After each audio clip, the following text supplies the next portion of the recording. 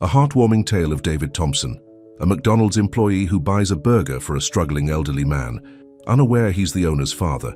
This act of kindness sets off a chain of events exposing corruption, testing integrity, and proving that sometimes the smallest gestures can change lives forever. But before we continue, make sure to subscribe so you never miss a story, and let us know in the comments which city you're reading this from today. David Thompson wiped the sweat from his forehead as he finished mopping the floor of the McDonald's restaurant. The morning rush had just ended, and his arms ached from preparing countless breakfast sandwiches. At 42, he wasn't as young as he used to be, but he never complained. Every dollar he earned went toward giving his daughter Emily a better life. "Daddy, can I have some French fries?" Emily sat at her usual corner table, working on her math homework.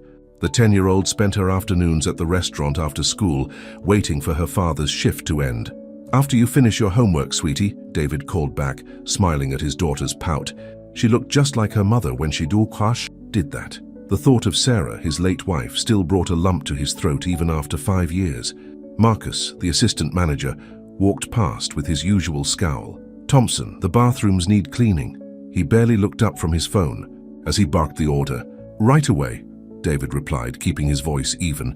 Marcus had been making his life difficult ever since David started working there 6 months ago, but David couldn't risk losing this job, not with Emily depending on him. The afternoon lull settled over the restaurant. David had just finished cleaning the bathrooms when the front door chimed. An elderly man shuffled in, his clothes worn but clean. David noticed how the man's hands trembled as he approached the counter. "Welcome to McDonald's," David said warmly. "What can I get for you today?" The old man studied the menu board, squinting through thick glasses. "Sam, I would like a hamburger and a small coffee, please." His voice quivered. "But I need to check something first." David watched as the man reached into his pockets, pulling out loose change. The coins clattered on the counter as he counted them slowly. David's heart sank as he realized the man didn't have enough money. "I'm sorry," the elderly man whispered, his face flushing with embarrassment. "I thought I had more. I'll just go." "Sir, wait." David glanced around. Marcus was in the back office, probably playing games on his phone. "The hamburger and coffee are on me today." The old man's eyes widened. "Oh no, I couldn't possibly." "Please," David insisted, already ringing up the order and pulling out his own wallet. "It would make me happy to help." Tears welled up in the elderly man's eyes. "Thank you, young man. You don't know what this means to me." David prepared the meal himself, adding an extra packet of cookies. As he handed over the tray, he noticed Emily watching from her corner, a proud smile on her face. This was exactly the kind of person he wanted his daughter to become, someone who helped others in need. The elderly man sat near the window, savoring each bite of his burger as if it were a gourmet meal. David went back to his cleaning duties, his heart feeling lighter despite his own tight budget. His mother had always told him that kindness would find its way back to you, somehow. But karma had other plans for that afternoon. "Thompson," Marcus's sharp voice cut through the quiet restaurant. "In my office. Now." David's stomach dropped as he saw Marcus's face. He must have witnessed the exchange. Emily looked up from her homework, worry creasing her young forehead. "It's okay, sweetie," David reassured her as he walked past. "Keep working on those math problems." Marcus's office was barely bigger than a closet, but he treated it like a corporate boardroom. He sat behind his desk, his face twisted with smug satisfaction. "Would you care to explain why you gave away food without authorization?" Marcus demanded. "I paid for it myself," David explained. "The gentleman was hungry and—" "That's not the point," Marcus cut him off. "You violated company policy. We can't have employees giving handouts to every sob story that walks in. What's next? Feeding all the homeless in the neighborhood?" "But I used my own money," David protested. "I didn't cost the company anything." Marcus leaned back in his chair, a cruel smile playing on his lips. "Policy is policy, Thompson. You've been here 6 months, and frankly, your bleeding heart attitude doesn't fit our corporate culture. Clean. Out your locker. You're fired." The words hit David like a physical blow. "Marcus, please, I have a daughter to support. I can't lose this job." "Should have thought about that before playing Santa Claus." Marcus stood up. "Turn in your name tag and uniform before you leave." David walked out of the office in a daze. Emily looked up as he approached, and his heart broke seeing her innocent face. How would he tell her? How would he pay the rent this month? The elderly man was still sitting by the window, watching the scene unfold with keen interest that David didn't notice. As David began gathering Emily's books, fighting back tears, he had no idea that his simple act of kindness was about to change everything. "Daddy," Emily's voice was small. "Are you okay?" David forced a smile. "We're going home early today. Sweetheart, pack up your things." As they walked toward the door, the elderly man stood up. David expected him to leave too, but instead the man pulled out a cell phone, a stark contrast to his worn appearance. "Robert," the old man spoke into the phone, "this is your father." "Yes, Henry. We need to talk about your McDonald's franchise. Right now." His voice had lost all its trembling uncertainty, replaced by a tone of quiet authority. "And son, bring your lawyer." David stopped in his tracks, confused by the sudden transformation. The elderly man, Henry, turned to him with a gentle smile. "Mr. Thompson, would you and your lovely daughter mind staying for a bit longer? I believe there's been a misunderstanding that needs to be corrected." 2 hours later, David sat in the same office where Marcus had fired him, but now he wasn't alone. Robert Williams, the franchise owner, sat across from him, looking both embarrassed and impressed. Henry Williams stood by the window, his earlier fragility replaced by the dignified bearing of a successful businessman. "So let me get this straight, Dad," Robert said, running a hand through his graying hair. "You've been visiting all our locations, testing the character of our employees." "Someone had to," Henry replied firmly. "Ever since you took over the franchise, I've been hearing troubling reports about declining service and poor management. Today I finally found what's been missing: genuine compassion and integrity." Marcus stood in the corner, his face pale and his earlier arrogance completely deflated. Emily sat outside, happily enjoying the ice cream that Henry had insisted on buying her. "Mr. Thompson," Robert turned to David, "I owe you an apology not just for today, but for allowing someone like Marcus to abuse his authority. My father is right. We need more people like you in management positions." David's head spun. "Sir, I don't understand it." "It's simple." Henry stepped forward. "You showed kindness when you thought nobody was watching. You put human dignity above rigid rules. That's exactly the kind of leadership we need." He turned to his son. "Robert?" Robert nodded. "Mr. Thompson, I'd like to offer you a new position, general manager of this location. The starting salary is $65,000 a year with full benefits." He slid a contract across the desk. "And Marcus will be transferred to our Avenue B location as a crew member." David stared at the contract, his vision blurring with tears. Just hours ago, he'd been worried about making rent. Now, "I don't know what to say," he whispered. "Say yes, Daddy," Emily called from outside, her face smeared with ice cream. Everyone laughed, breaking the tension. As David picked up the pen to sign the contract, Henry placed a gentle hand on his shoulder. "Sometimes," the old man said softly, "a simple burger and a kind heart can change everything." The next morning, David arrived at McDonald's an hour early, wearing his new manager's uniform. The golden arches seemed to shine brighter in the dawn light. He stood at the entrance, keys in hand, remembering how just yesterday he thought he'd lost everything. "We're going to make this work, aren't we?" he whispered to himself, touching the name tag that now read General Manager. Inside, he found Maria, the morning shift supervisor, already preparing the kitchen. She was a single mother like him, raising 2 teenagers on her own. Her face lit up when she saw him. "David, we all heard what happened yesterday," she said, rushing over to hug him. "I'm so glad you're staying. And as our boss," she stepped back, wiping happy tears from her eyes. "That Marcus was terrible to everyone." David smiled, touched by her warmth. "Things are going to be different now, Maria. I promise." As the morning crew arrived, David called everyone together for a meeting. Some looked nervous. They'd never had a manager who wanted to talk to them before. "I know things haven't been easy here," David began, looking at each face. "Some of you have been yelled at, disrespected, or treated like you don't matter. That ends today." He took a deep breath. "We're not just workers here, we're a family, and families take care of each other." Emily sat in her usual corner, beaming with pride as she watched her father speak. She'd woken up early just to see his first day as manager. The morning rush came like a tidal wave, but instead of hiding in the office like Marcus used to do, David worked alongside his team.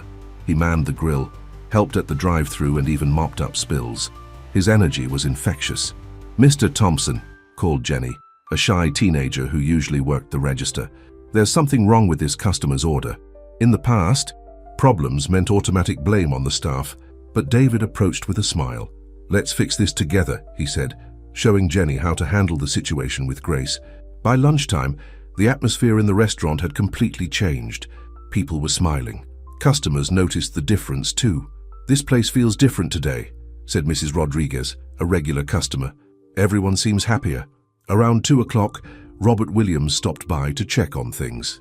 He found David in the kitchen, teaching a new employee how to properly assemble Big Macs. "Impressive," Robert said, looking around at the clean, efficiently running restaurant. "But we need to talk about something serious. Can you come to my office?" David's heart skipped a beat. Had he done something wrong already? He followed Robert to the office, trying to stay calm. "Close the door," Robert said, his face serious. He pulled out a thick folder. "My father spent all night going through our records. What he found, well, it's not good." David sat down, watching as Robert spread papers across the desk. Financial statements, invoices, bank records. They covered every inch of space. "Marcus wasn't just a bad manager," Robert explained, his voice heavy. "He was stealing from us, and the way he did it. I should have caught this years ago." He looked up at David with tired eyes. "I need your help to fix this mess." As Robert explained, David's stomach turned. Marcus had been inflating supply orders, pocketing the difference. He'd been manipulating employee time cards, cutting hours but reporting full shifts. The scheme had gone on for years. "There's more," Robert continued. "Some of these transactions, they have my signature, but I never signed them." He ran his hands through his hair. "Marcus was forging my name, and I was too busy with my other businesses to notice."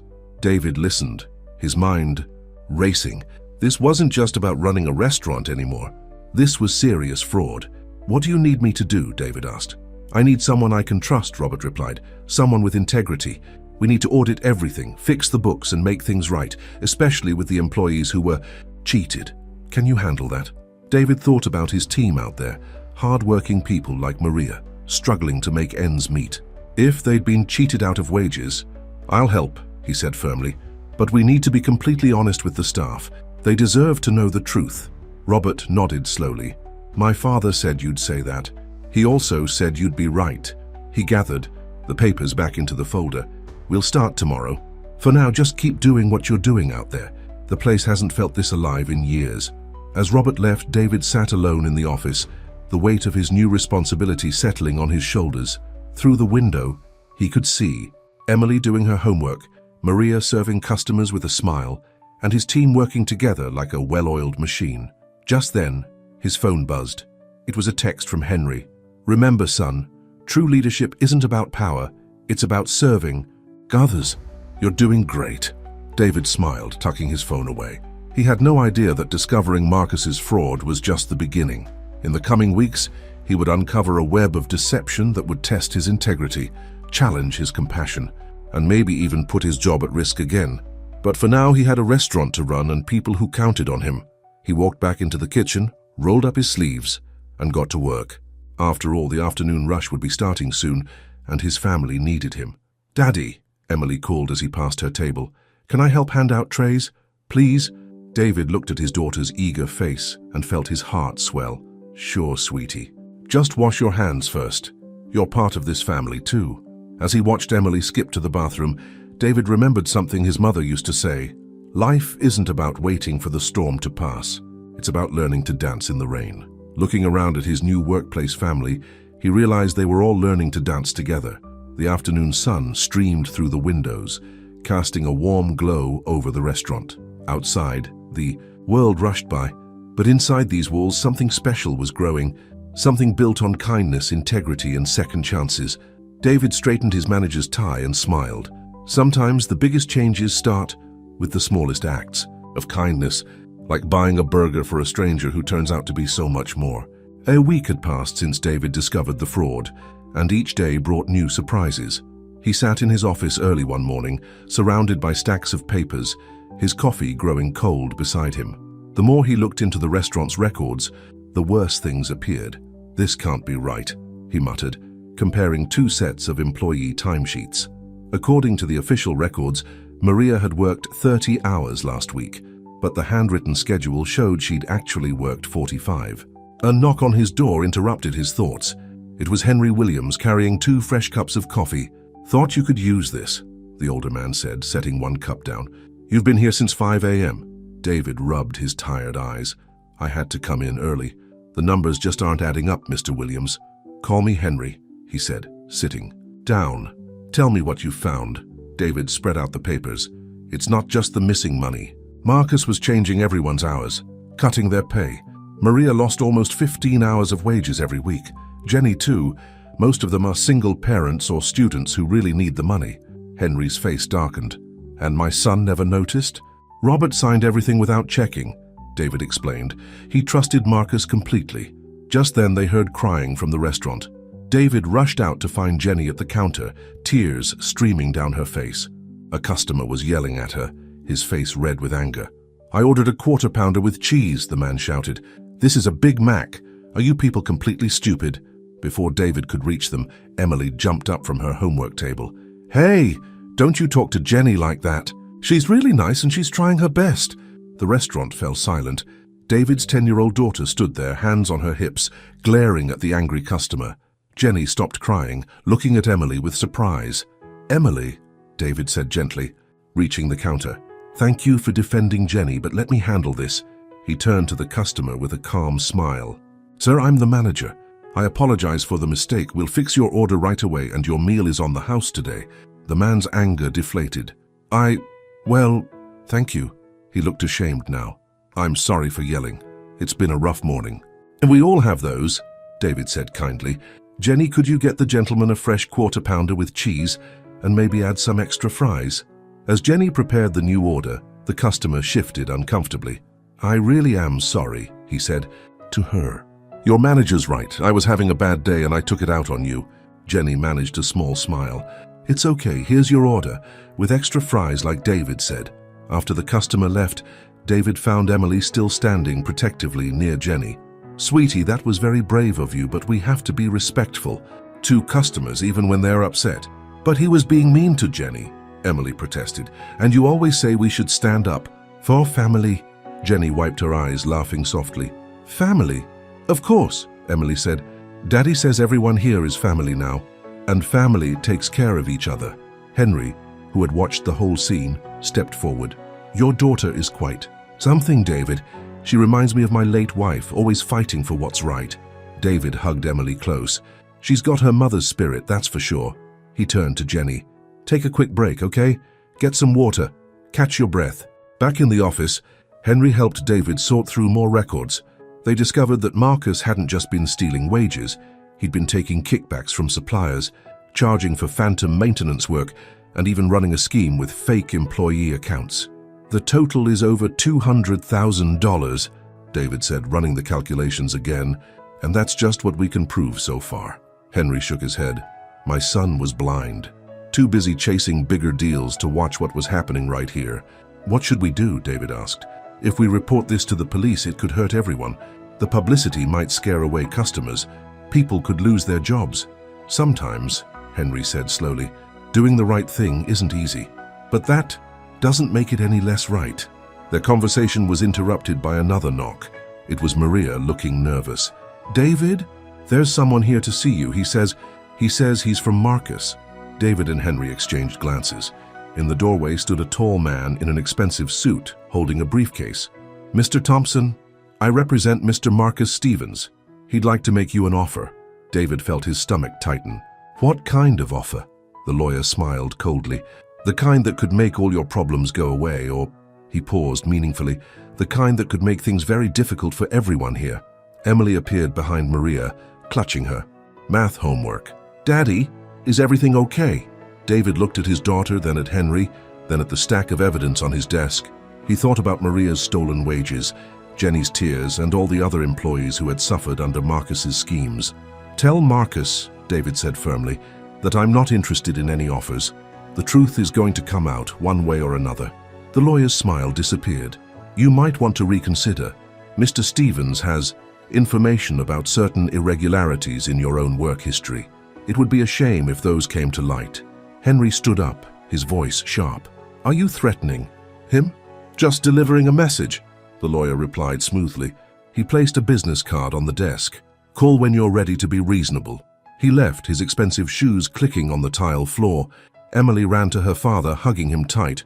What did that man want? David stroked her hair. Nothing. Important, sweetie. Just grown-up business. But his heart was racing. What did Marcus have on him, and how far would he go to keep his secrets hidden?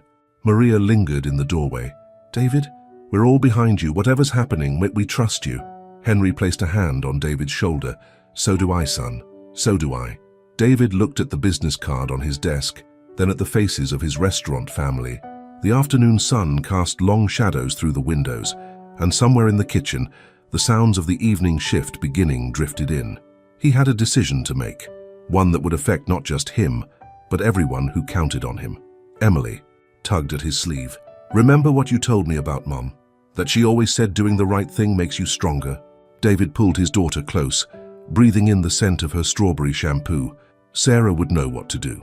She always did. Henry, he said finally, I think it's time we talked to Robert. Really talked. About everything. As the evening crowd began to fill the restaurant, David gathered his courage. The truth might hurt, but lies could destroy everything they'd built. And sometimes, the biggest test of character isn't in grand gestures, but in the quiet moments when you have to choose between what's easy and what's right.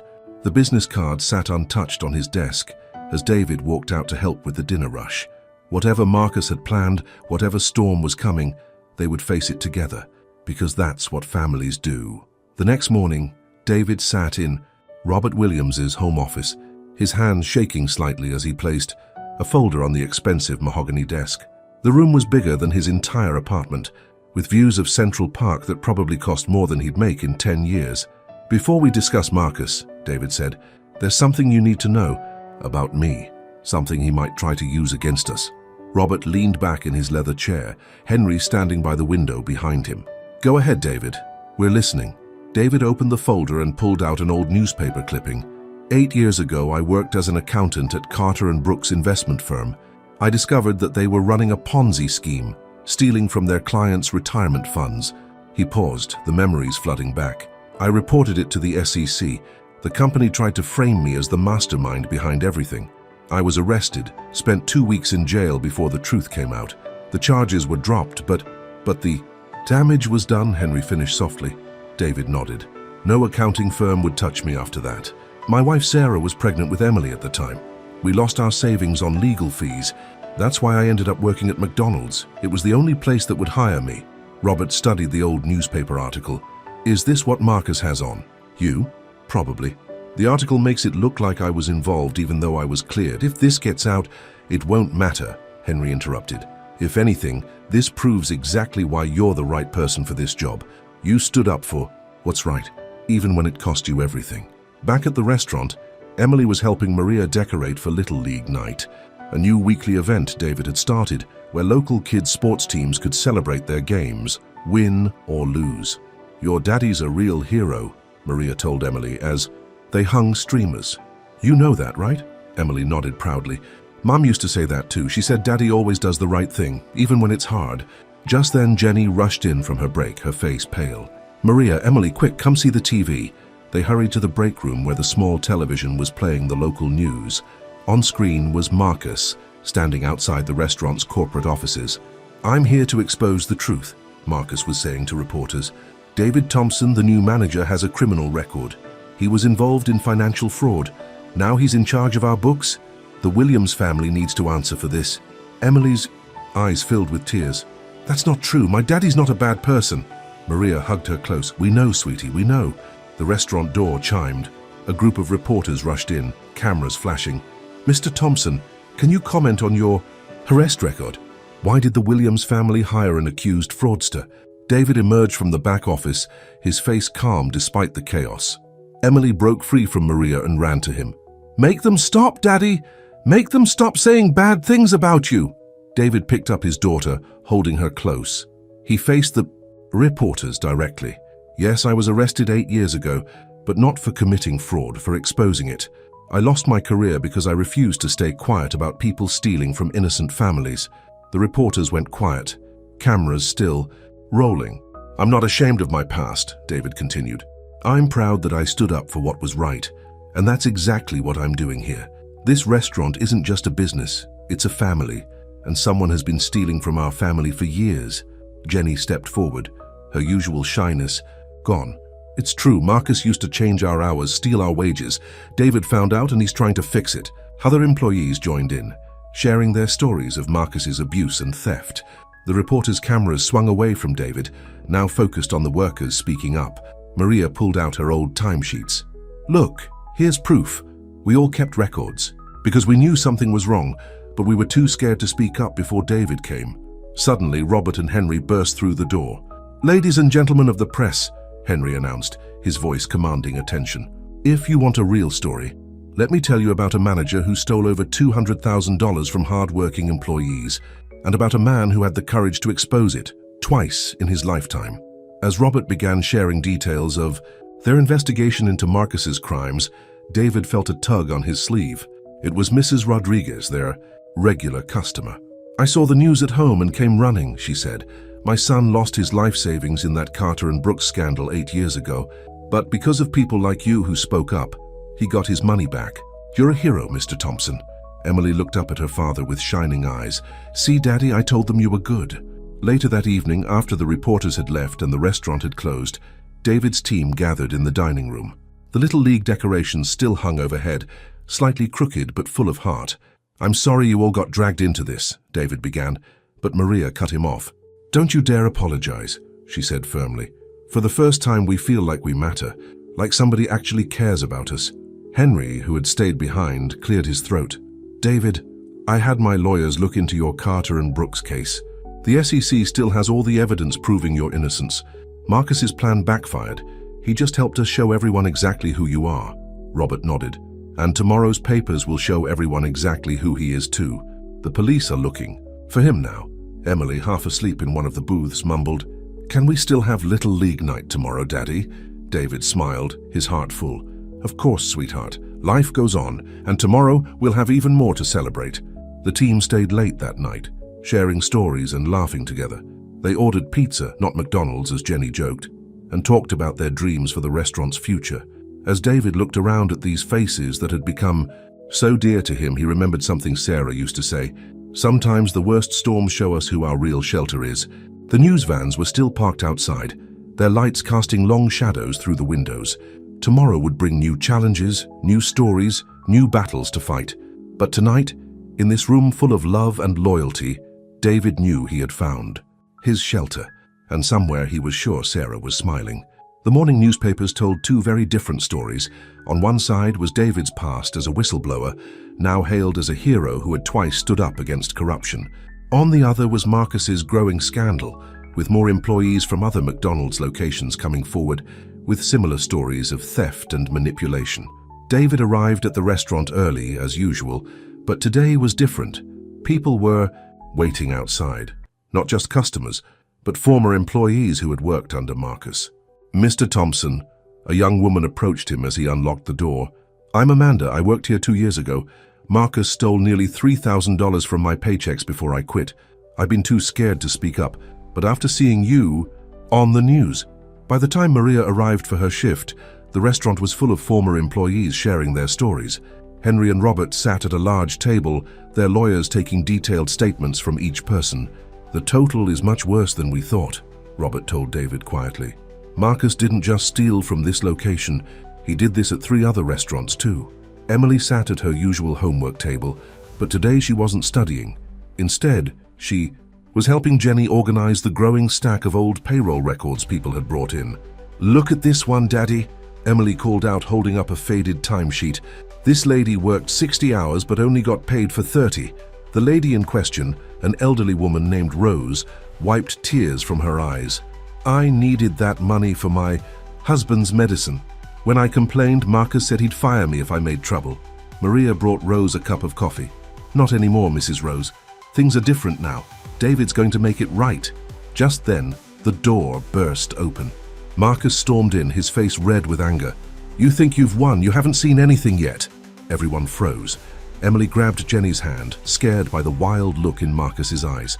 "Security!" Henry called out, but Marcus was already charging toward David. "You self-righteous fool," Marcus screamed. You had to play the hero, didn't you? Couldn't just take the money and keep quiet. Two police officers who had been taking statements grabbed Marcus before he could reach David. As they handcuffed him, a paper fell from his pocket. Robert picked it up, his face growing pale as he read. "It's a transfer confirmation," Robert said. "He's been moving money to an offshore account, over $500,000. Marcus laughed bitterly. "You're also worried about the little people. Their precious overtime, their tiny wages. I had bigger plans. That money was my ticket out." "That money," David said quietly, "was meant to feed families, pay for medicine, help people's children go to college." Emily walked up to Marcus, surprising everyone. "My mom used to say that being rich doesn't make you happy. Being kind does. You must be really unhappy, Mr. Marcus." The restaurant fell silent. Marcus's face crumpled, all his anger dissolving into something that looked like shame.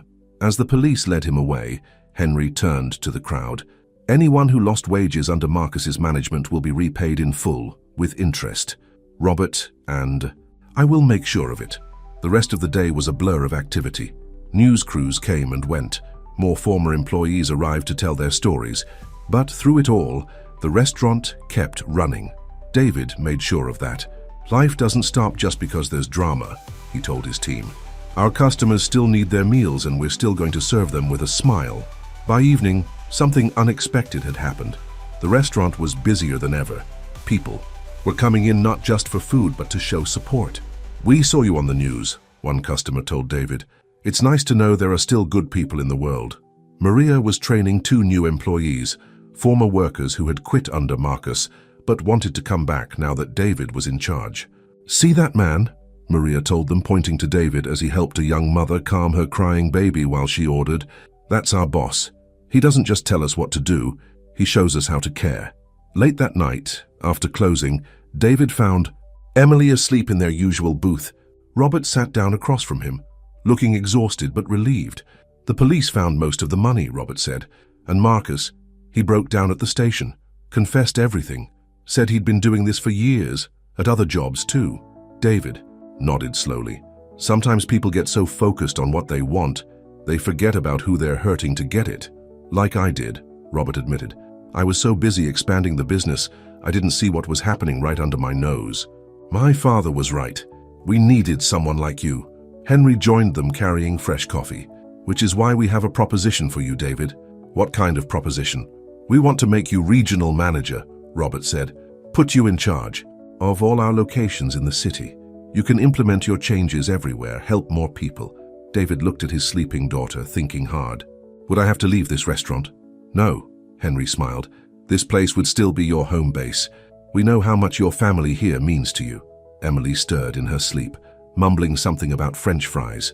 David tucked his jacket around her shoulders. "Can I think about it?" he asked. "It's a big decision." "Of course," Robert stood up. "Take all the time you need. We're not going anywhere."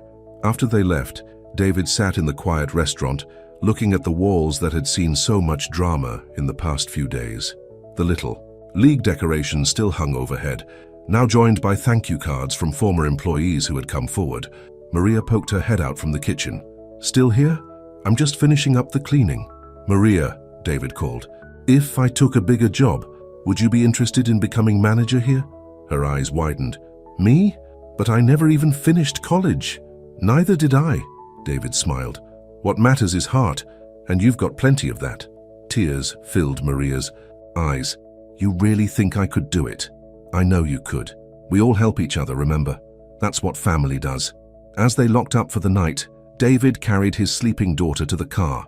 The street was quiet now, no reporters or angry ex-managers in sight, just the golden arches glowing softly in the darkness like a beacon of hope. Tomorrow would bring new challenges. The story wasn't over. It was just beginning a new chapter. But tonight, under the stars, David felt at peace. Sometimes life's biggest blessings come disguised as problems to solve, and sometimes a simple act of kindness can start a chain reaction that changes everything. Emily stirred as he buckled her in. "Daddy, are we still having Little League night?" "Tomorrow?" David kissed her forehead. "You bet we are, sweetheart. Some things will never change." 2 weeks after Marcus's arrest, David sat in his daughter's room, helping her get ready for bed. Emily's walls were covered with drawings of the restaurant and its staff, her growing extended family. "Daddy," Emily asked, clutching her favorite stuffed bear, "if you take the big job, will we still see Maria and Jenny every day?" David smoothed her hair. "That's what I wanted to talk to you about, sweetie. You know how Mom always said that when we can help more people, we should?" Emily nodded. "Like when she used to make extra sandwiches for the homeless people in the park." "Exactly. Well, if I take this new job, I could help lots of other restaurants become better places to work. But it means I'd be traveling to different locations, not just staying at ours.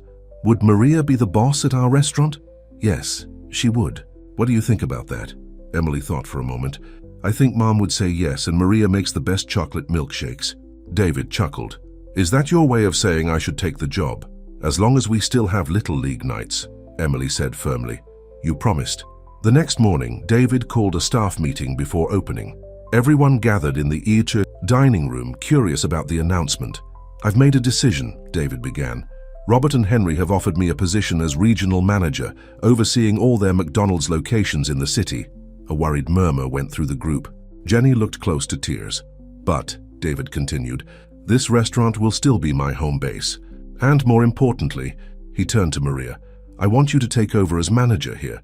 Maria's hands flew to her mouth. "You were serious about that? Dead serious. You've got everything it takes. Heart, dedication, and most importantly, you understand what this place means to all of us." Jenny jumped up and hugged Maria. "You'll be amazing. You're the one who taught me everything when I first started." Just then, Henry and Robert arrived, but they weren't alone.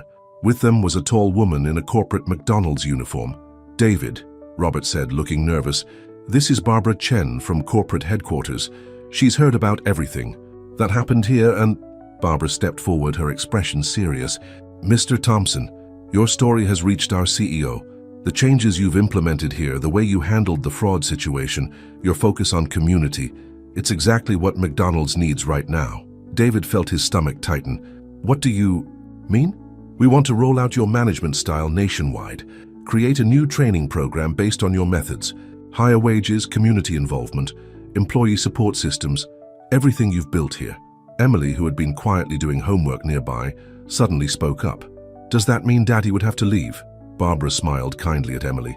"Actually, we'd want your father to stay right here. This restaurant would become a training center for managers from all over the country.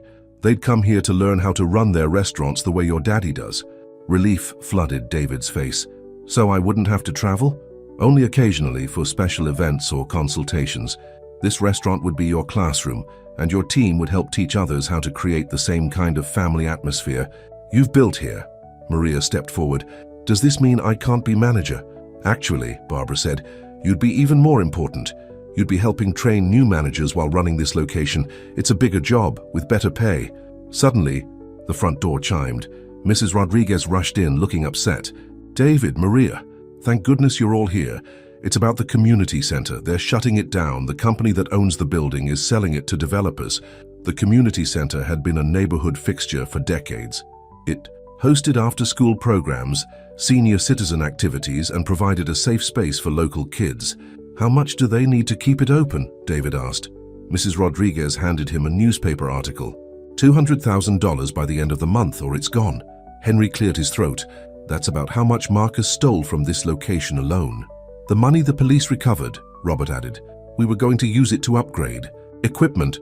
David looked at his team, then at Emily, then at Barbara. "You said corporate wants to show that McDonald's cares about community." Barbara nodded slowly, beginning to smile. "Are you thinking what I'm thinking?"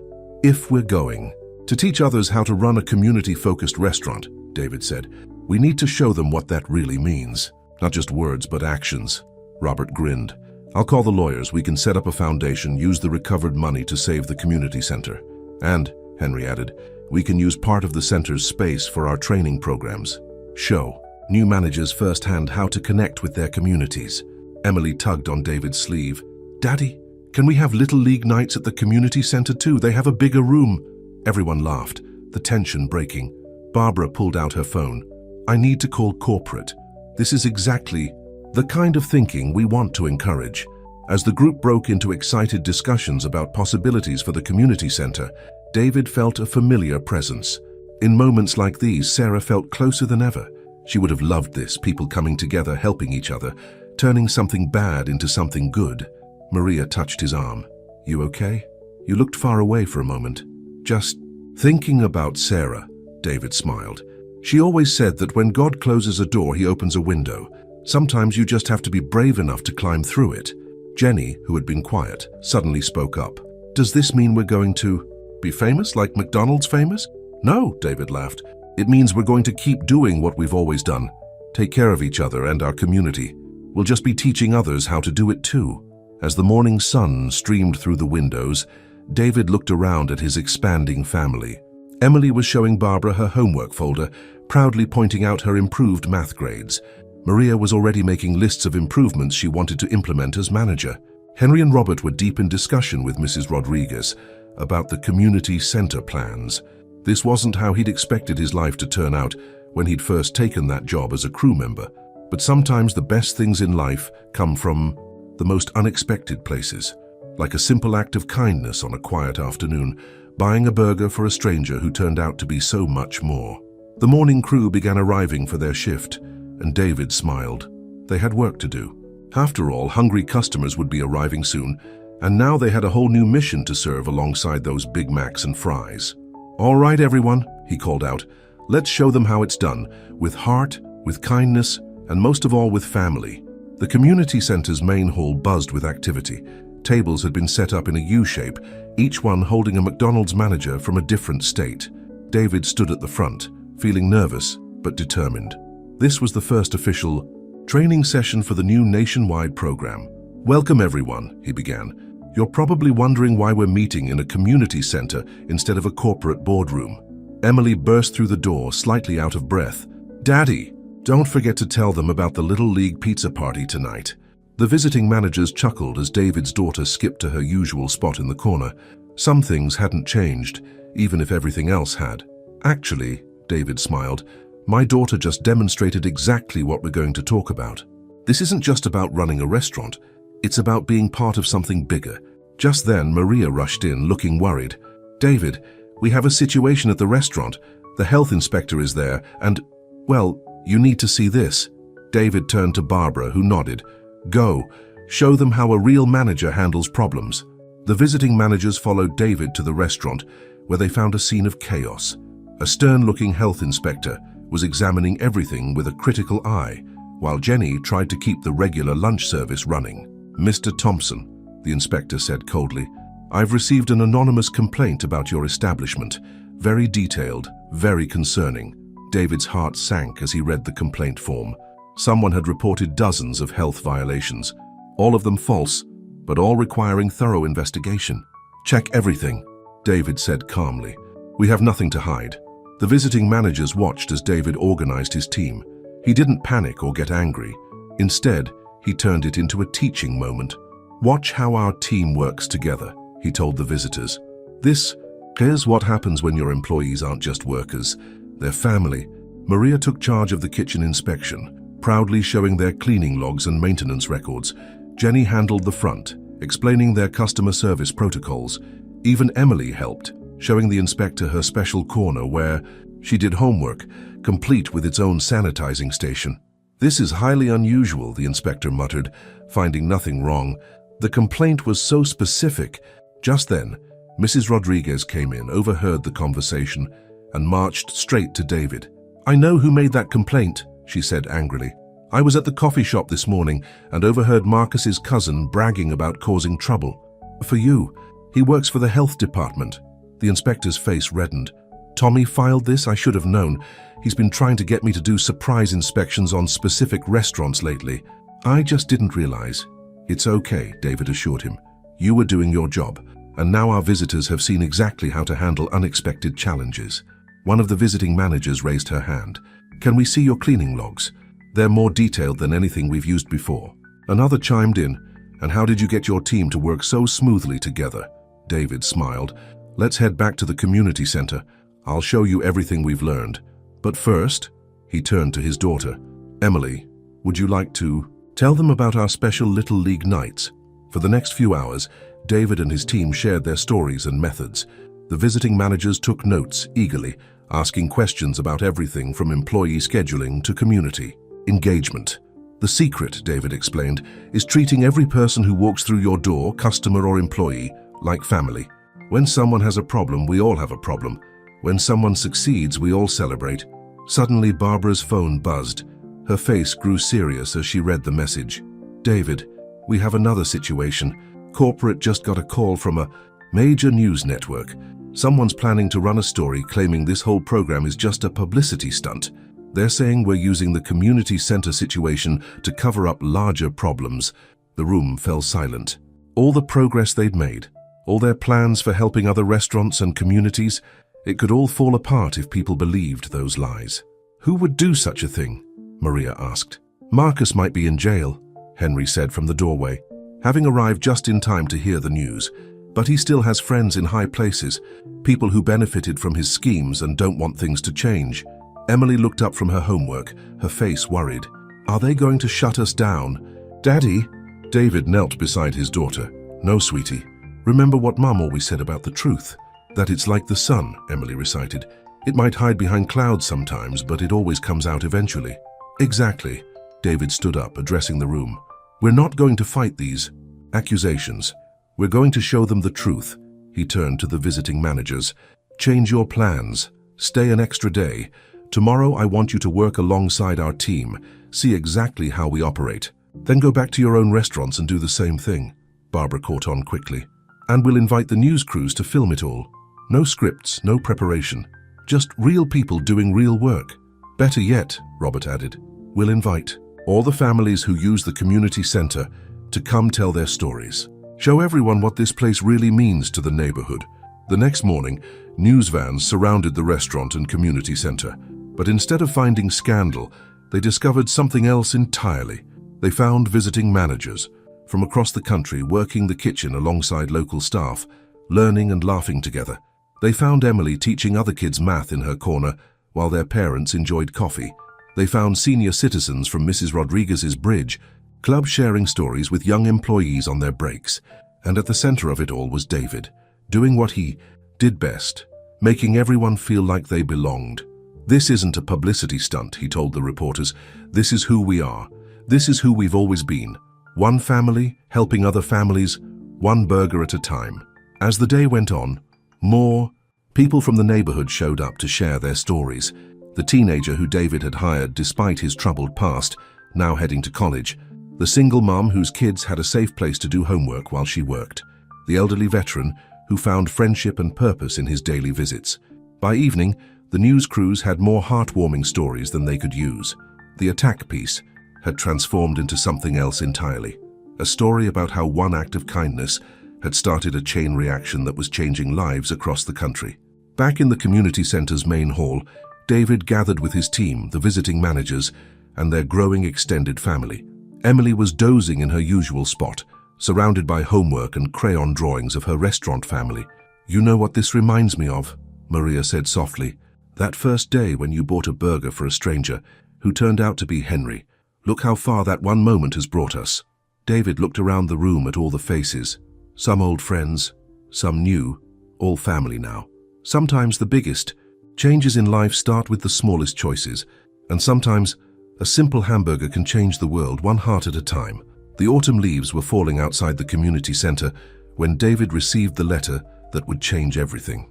Again, it had been 6 months since they'd started the training program, and success stories were pouring in from across the country. Daddy, Emily called out, running into his office with her latest math test. Look, I got an A. David hugged his daughter, setting aside the unopened envelope on his desk. That's wonderful, sweetie. All that studying with Jenny really paid off. Can we go tell Maria? She promised me a special milkshake if I got an A. But before they could leave, Barbara rushed in, her face glowing with excitement. David, have you opened it yet?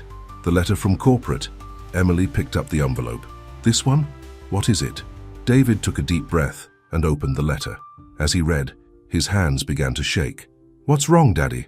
Are you crying? Happy. Tears, sweetheart, David whispered. Remember how Mom always said that when you help others, blessings come back to you? Barbara couldn't contain herself any longer. They're naming the program after him, the Sarah Thompson Memorial Community Leadership Program, in honor of your mother, Emily. Emily's eyes went wide. Really? Mom's name will be on all the restaurants doing good things like us." Just then, Maria appeared in the doorway. "Did he open it? Did you tell them about the other part?" David looked back at the letter, reading further. His jaw dropped. "They want to build a training center," he read aloud.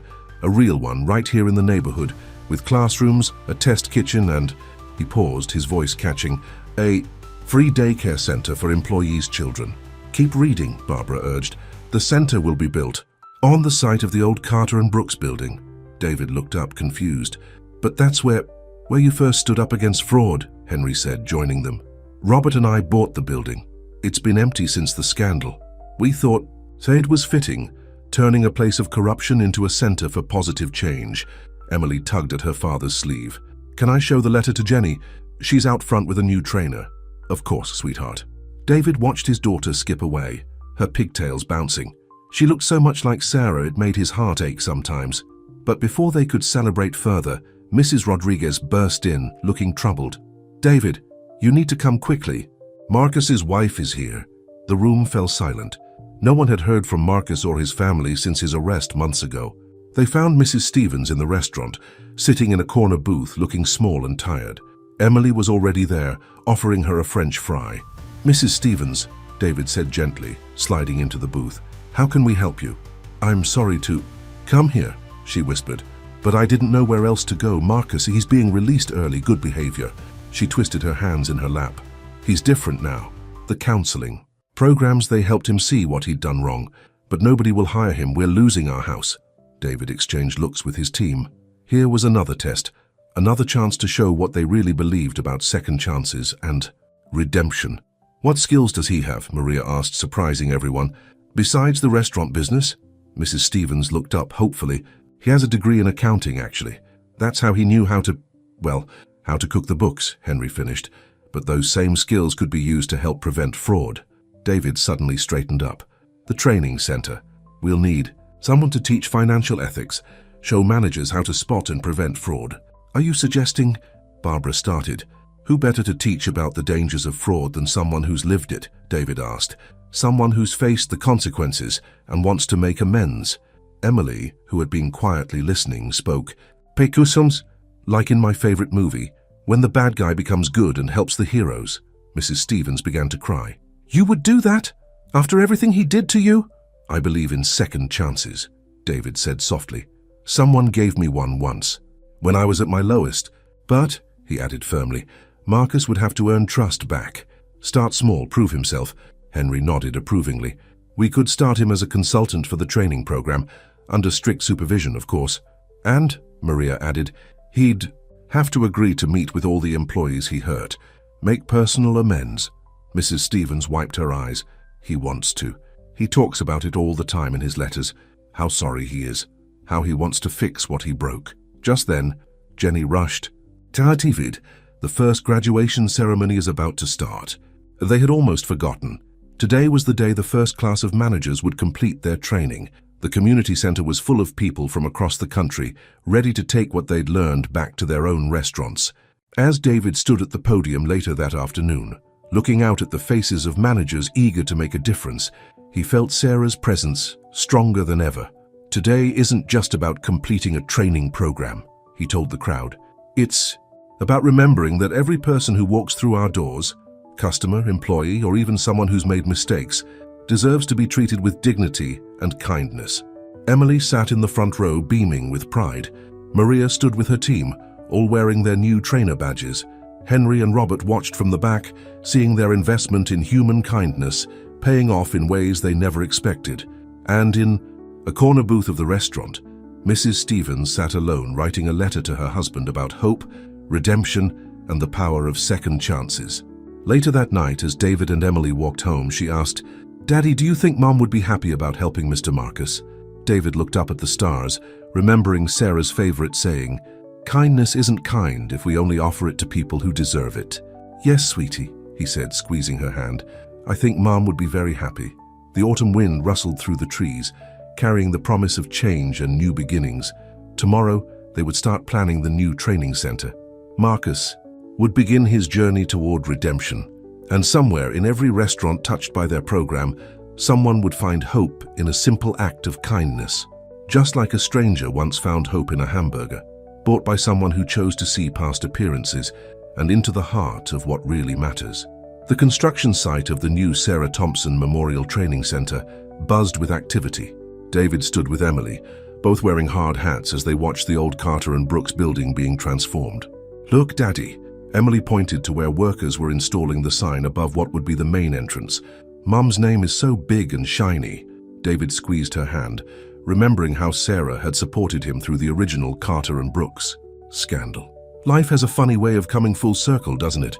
Maria approached, carrying coffee and hot chocolate. "The contractors say we're ahead of schedule. We might be able to open before Christmas." But their happy moment was interrupted by a familiar voice behind them. "Mr. Thompson, I wasn't sure you'd want to see me." They turned to find Marcus standing there, looking smaller somehow in his simple shirt and khakis, gone were the designer suits and arrogant stance. His wife, Mrs. Stevens, stood supportively at his side. Emily, surprising everyone, walked right up to him. "Are you really sorry for being mean to everyone?" Marcus knelt down to her level, tears in his eyes. "Yes, I am. More sorry than I've ever been for anything in my life." "Then you should start by saying it to Jenny," Emily said firmly. "She cried a lot when you were mean to her." Marcus nodded, standing up. "That's why I'm here. I want to apologize to everyone face to face, if you'll let me." David studied, the man who had once tried to destroy him. He saw something different now, something broken but healing. "It won't be easy," David warned. "Some people are still very hurt." "I know," Marcus replied, "but in prison I learned something important. Running away from your mistakes only makes them bigger. I want to face what I did." They gathered in the community center later that day. Jenny sat between Maria and Mrs. Rodriguez, nervous but ready. Other current and former employees filled the room, their faces a mix of anger, curiosity, and caution. Marcus stood at the front, his hands shaking. "I've prepared something to say. To each of you," he began. "But first, I want you all to know that I'm not here to ask for forgiveness. I'm here to take responsibility." One by one, he addressed each person he had hurt. He spoke about specific incidents, acknowledged the pain he had caused, and explained how he was working to change. To Jenny, "I mocked your stutter and made you feel worthless. The truth is I was the worthless one. You showed more strength and character working one shift than I showed in all my years as manager." To Maria, "I stole your overtime knowing you needed it for your kids' school supplies. I saw your second job applications in the break room and still didn't care. Your kindness to others, despite struggling yourself, shows what kind of person you are and what kind of person I failed to be." Some people cried. Others shared their own stories of how his actions had affected their lives. Through it all, Marcus listened, accepted their pain, and promised to do better. When he finally reached David, his voice cracked. "You showed me what real leadership looks like, not by punishing me but by offering me a chance to make things right. I don't deserve it, but I promise you this, I will spend every day trying to earn the trust you're willing to give me." Emily, who had been watching quietly, suddenly stood up. "My mom used to say that saying sorry isn't enough. You have got to show it with your heart." Marcus smiled sadly. "Your mom sounds very wise. How do you think I can show it with my heart?"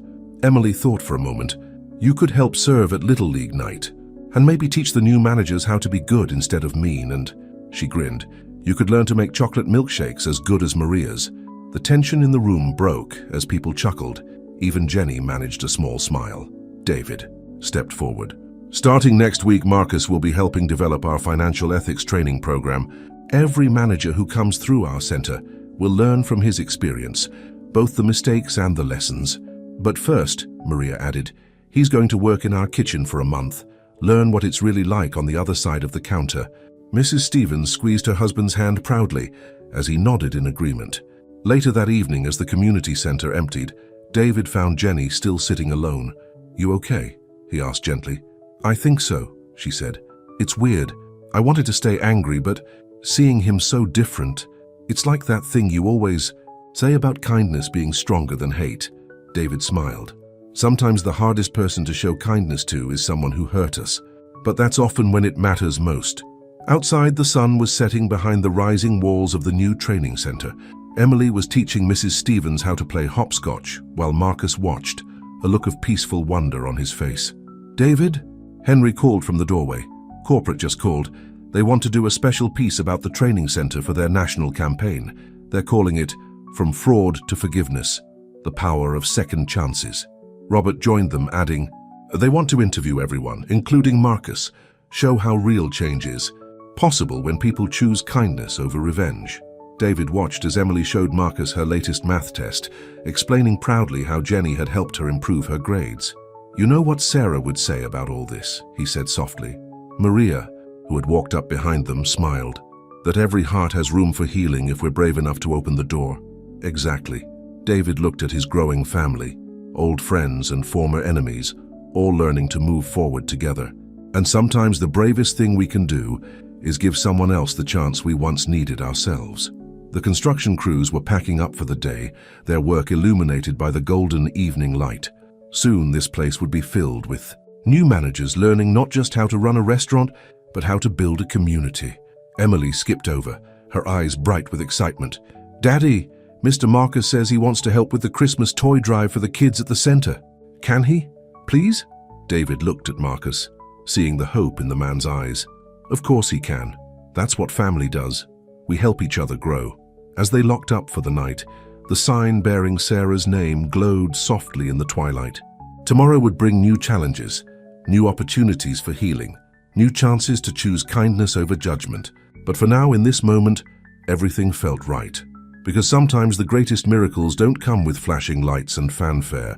Sometimes they come in simple moments of forgiveness, in the courage to change, and in the power of a community that refuses to give up on anyone, even those who once tried to tear it apart. Snow fell softly outside the Sarah Thompson Memorial Training Center on its grand opening day. Christmas lights twinkled in every window, and a large red ribbon stretched across the main entrance. "It's perfect," Emily whispered, holding her father's hand. "Mom would love it." The lobby was packed with people from all walks of life. Maria stood proudly with her kitchen team, all wearing their new trainer uniforms. Jenny, now the head of customer service training, had overcome her stutter to become one of their most popular instructors. And Marcus, wearing a simple name tag that read Ethics Instructor, stayed quietly in the background with his wife. Henry stepped up to the podium, his voice carrying across the crowded room. 1 year ago, a simple act of kindness changed everything.